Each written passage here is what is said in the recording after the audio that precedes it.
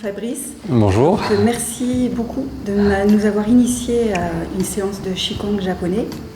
Donc j'aimerais que tu me parles de toi et de cette activité. Ce Qigong que tu as pu pratiquer, qui porte le nom japonais de Kiko, c'est une pratique que moi j'ai appris dans une école japonaise il y a 28 ans, que j'ai pratiqué longtemps dans cette école, que j'ai commencé à enseigner au bout de quelques années, que j'ai enrichi au fur et à mesure avec des pratiques personnelles de yoga, de méditation, etc. Et aujourd'hui, c'est une pratique, on va dire, qui a pour but d'harmoniser en nous à la fois le corps, la respiration et notre esprit. Tu as vu que c'était efficace dans ta vie professionnelle? Pour moi, c'est une évidence parce que de plus en plus aujourd'hui, les gens sont soumis à un stress qui est très important. On est connecté 24 heures sur 24. C'est comme si un petit peu le temps s'accélérait. Et on est dans un mode d'action, on est tout le temps en train de faire. Et en fait, ce qu'amène cette pratique de Qigong et la méditation, qui sont des pratiques de pleine conscience, toutes les deux, à part qu'il y en a une qui est plus axée sur le corps et l'autre qui va être plus axée, on va dire peut-être sur l'immobilité, elles amènent une rupture en fait, qui est complètement indispensable. Sinon, c'est comme si notre machine, elle est tout le temps en surchauffe.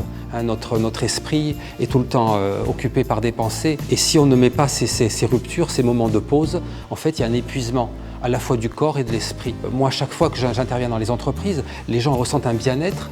Ils ressentent même des fois un bien-être qu'ils avaient oublié. Ils se disent « mais ça fait tellement longtemps que je n'avais plus ressenti ça ».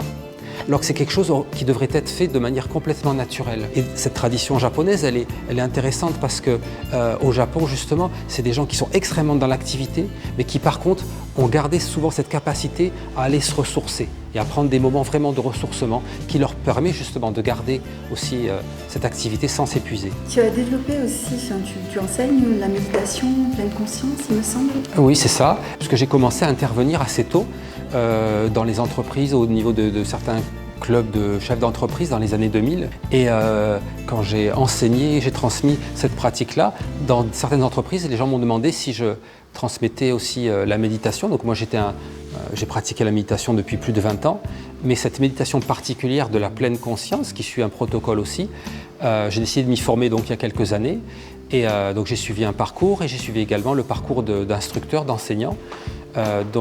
Aujourd'hui, je suis diplômé enseignant et j'ai commencé régulièrement à transmettre ce qu'on appelle le cursus MBSR.